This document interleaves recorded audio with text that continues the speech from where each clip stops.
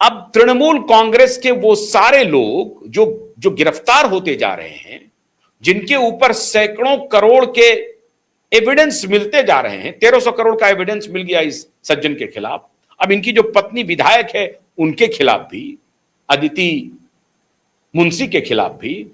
अब ये सारे रिकॉर्ड्स ईडी, सीबीआई, स्टेट की सीआईडी और नॉर्मल पुलिस सबके पास जा रहा है। एक तरफ तो इस दुष्चक्र में फंसते जा रही है ममता बनर्जी, एक के बाद एक काउंसलर, नेता, सारे जिन्होंने पाला नहीं बदला है वो सब गिरफ्तार हो रहे हैं, सब के सब गिरफ्तार हो रहे हैं। अब ये कोई शुभेंदु अधिकारी नहीं कह रहा है कि तुम पाला बदल के मेरे साथ आ जाओ तो हम तुम्हारी गिरफ्तारी रोक देंगे। नहीं, ऐसा नहीं हो रहा है। वो लोग खुद कूद कूद करके भाग रहे हैं, डूबती हुई नाव पर से सबसे पहले उछल करके पार होना चाहते हैं। शुभेंदु अधिकारी किसी को कुछ नहीं कह रहे हैं। अब अगला सुन लीजिए, एक तो काउंसलर वगैरह की गिरफ्तारी चल रही है, नेताओं की गिरफ्तारी चल रही है, अभिषेक बनर्जी गिरफ्तार होने वाले हैं, और अब तृणमूल कांग्रेस का जो ऑफिस है वो चला गया। इलेक्शन कमीशन किसी भी वक्त कह सकता है कि मूल तृणमूल कांग्रेस ऋतव्रत बंदोपाध्याय और संदीपन साहा का जो फैक्शन है इसका है, और जैसे ही ये डिक्लेयर होगा, ये जो 20 सांसद हैं, 19 सांसद हैं, ये उसके हिस्से हो जाएंगे, हो सकते हैं, या ये 20 सांसद अलग राह पकड़ लेंगे जो उनका नेशनलिस्ट सिटीजन पार्टी है उसमें बने रह सकते हैं वो लोग। दो फाड़ हो जाएगा। तो सांसद एक तरफ चले जाएंगे और विधायकों का जो समूह है वो असली तृणमूल कांग्रेस हो जाएगा। ऐसी परिस्थिति में असली तृणमूल कांग्रेस का मतलब जो फैक्शन है, जो टूटा हुआ धरा है 60 विधायकों वाला, वो, उनके साथ तृणमूल कांग्रेस का सिंबल, उनके साथ तृणमूल कांग्रेस का पार्टी दफ्तर, उनके साथ तृणमूल कांग्रेस का बैंक अकाउंट, ये सब शिफ्ट हो जाएगा। अब ममता बनर्जी के पास कुछ भी नहीं बचा। ले दे करके वही 5, 10, 20 विधायक और 2, 4, 5 सांसद बचे हैं अब उनके साथ। अब जब उनकी मूल तृणमूल कांग्रेस रही नहीं, पार्टी रहा नहीं, बैंक रहा नहीं, तो नई पार्टी उनको खड़ी करनी पड़ेगी और उनके लिए एग्जिस्टेंशियल क्राइसिस भी हो सकता है। और वो सदस्य नहीं भी रह सकते हैं जो सांसद हैं, उनकी सदस्यता जा सकती है। अब उनके सामने चारा बचेगा नहीं।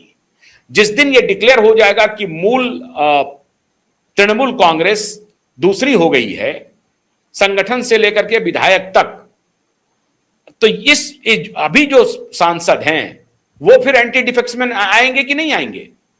अब ये चर्चा शुरू हो जाएगी कि जो बचे हुए सांसद हैं वो या तो पाला बदलें, किसी में शामिल हो जाएं, तब भी उनकी सदस्यता जाएगी कि नहीं जाएगी, या फिर वे कोर्ट में मामला जाएगा। वो कहेंगे कि भाई मैंने कोई पार्टी विरोधी गतिविधि तो किया नहीं, कोई और अलग होकर के चला गया तो मैं एंटी डिफेक्शन में कैसे। अजीब स्थिति हो रही है, अजीब कॉन्स्टिट्यूशनल क्राइसिस हो रही है, कमाल की। लोग तोड़ करके जाते थे तो जाने वाले एंटी डिफेक्शन में आते थे, नहीं आते थे। अगर वो मेजॉरिटी में हैं, एंटी डिफेक्शन के मैजिक फिगर को वो क्रॉस करके जाते हैं तो उनको वो उस एंटी डिफेक्शन लॉ से बच जाते थे। लेकिन यहां तो है कि भाई हम तो जा ही नहीं रहे हैं, सब छोड़ के चला गया, हम बच गए हैं, तब हम एंटी डिफेक्शन में कैसे आएंगे भाई। हमने तो पार्टी तोड़ने की कोई कवायद नहीं की। अब ये मेजर कॉन्स्टिट्यूशनल क्राइसिस होगा तृणमूल कांग्रेस के लिए। लेकिन जो बचे हुए सांसद हैं वो करेंगे क्या। नई पार्टी दोबारा खड़ी होगी, दोबारा कोई तृणमूल कांग्रेस खड़ी करने की स्थिति में होगी।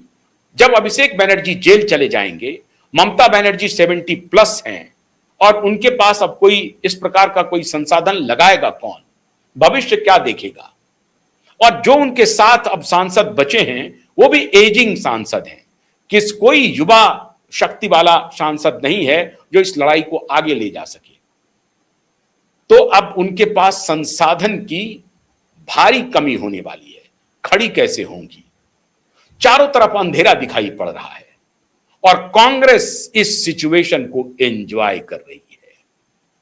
कांग्रेस ममता बनर्जी को घुटने पर लाना चाहती है और वो स्वयं घुटने पर आ रही है। कांग्रेस अब उनके सामने पासा फेंकेगा कि दीदी आपके पास अब कोई चारा नहीं है, अपनी पार्टी आप खड़ी नहीं कर सकते। असली तृणमूल कांग्रेस आपका जो फैक्शन है, धड़ा है, वो हो चुका है और वही अब बीजेपी से टकराएगा। बीजेपी से टकराएगा कि बीजेपी के रहमो करम पर है।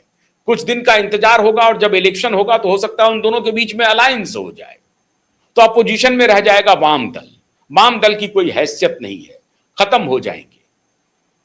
तो स्थिति बहुत दुरूह लग रही है। आप एकदम चौराहे पर खड़े हुए हैं, किधर जाएं आपको पता नहीं चल रहा है। बीच चौराहे पर परिस्थिति ने आपको लाके खड़ा कर दिया है।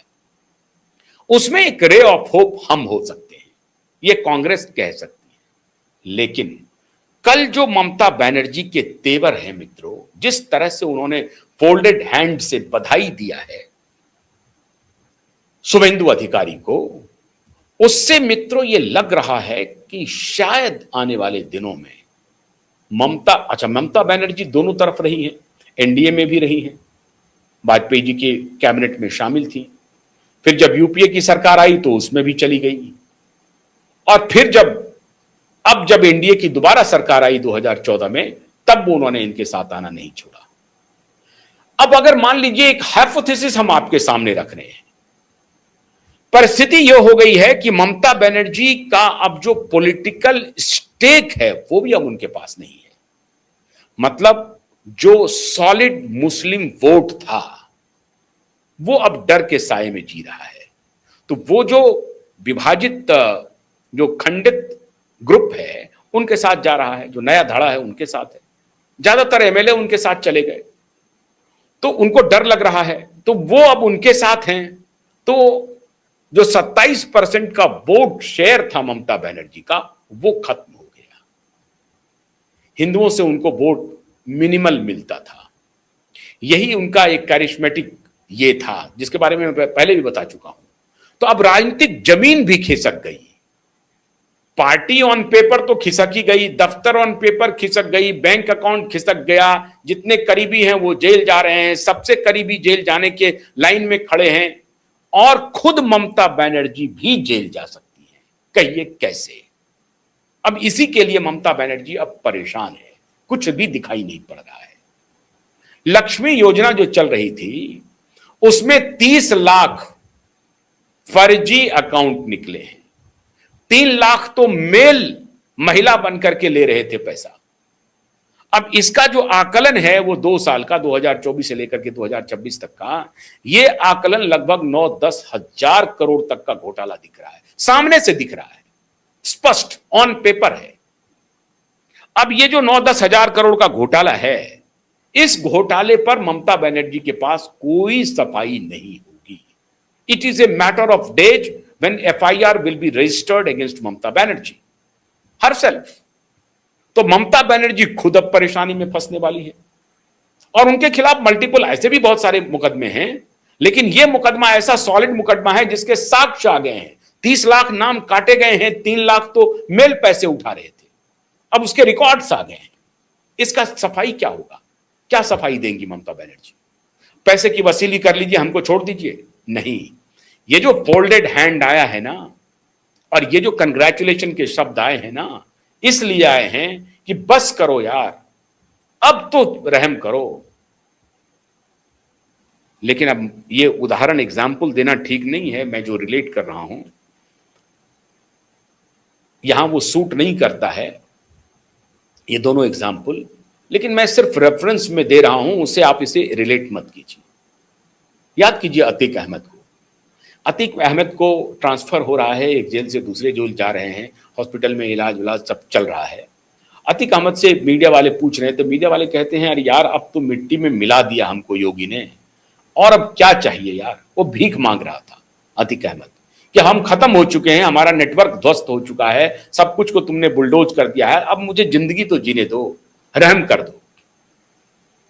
वो भी नहीं हुआ, अतीक अहमद मारा गया। ये एग्जाम्पल मैं फिर कह रहा हूं, इस एग्जाम्पल का उससे कोई लेना देना नहीं। मैं ये कह रहा हूं कि परिस्थिति ऐसी आती है जब बड़े बड़े महारथी जो हैं वो इस तरह की भाषा बोलने लगते हैं कि मैं मिट्टी में तो मिल चुका हूं। आज ममता बनर्जी दूसरे परिप्रेक्ष्य में, ममता बनर्जी की वो बात नहीं है जो मैं अतीक अहमद से उनकी तुलना करूं, लेकिन ममता बनर्जी जिस तरह से बोल रही हैं तो मुझे याद आ रहा है अतीक अहमद का वो गिड़गिड़ाना। आज ममता बनर्जी जिस तरह से सरेंडर कर रही हैं, उनको लग रहा है कि इतने तक बात बनेगी नहीं, हमारे काउंसलर की, हमारे नेताओं की और अन्य लोगों की गिरफ्तारी तक या अभिषेक बनर्जी की गिरफ्तारी तक बात नहीं बनेगी। गिरफ्तारी हमारी भी संभव है। इसलिए ममता बनर्जी शुभेंदु को याद दिला रही हैं कि 11 वर्ष तक आप हमारे साथ में थे।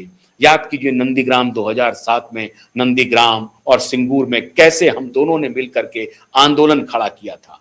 तब हम गरीबों की लड़ाई लड़ रहे थे, उसका तो याद करो। 11 वर्ष तक तुम हमारे साथ थे, मंत्री हमने तुम्हें बनाया, ट्रांसपोर्ट मिनिस्टर थे तुम, कुछ तो रहम करो। ये याद दिलाया ममता बनर्जी ने, और ये याद इसलिए दिलाया जा रहा है कि कुछ तो मेरा बचाव करो। अब मुझे कहीं ना कहीं से तुम घेर लोगे, क्योंकि ये जो लक्ष्मी योजना वाली है उसमें स्ट्रेट अवे सरकारी स्कीम है, मुख्यमंत्री के द्वारा प्रचारित स्कीम था। मुख्यमंत्री डायरेक्ट लायबल हो सकती हैं और मुख्यमंत्री के खिलाफ भी एफआईआर हो सकता है।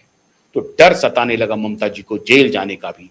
राजनीतिक जमीन तो खत्म हो ही गई, अब ममता जी को डर है कि कहीं जेल ना जाना पड़े 70 की उम्र में। सरेंडर कर दिया ममता बनर्जी ने। दुख है। मैं व्यक्तिगत रूप से ममता बनर्जी को एक जुझारू नेता मानता हूं और मानता रहूंगा, लेकिन गड़बड़ी हो गई। वो अपने भतीजे को बस में नहीं रख पाए और सलाहकार ठीक नहीं रख पाए, और 360 बल्कि पूरी तरह से उन्होंने अपनी आइडियोलॉजी, विचारधारा सब कुछ बदल लिया। अब उनको इनका खामियाजा भुगतना पड़ रहा है। हुई है वही जो राम रुचि राखा। बहुत बहुत शुक्रिया। नमस्कार।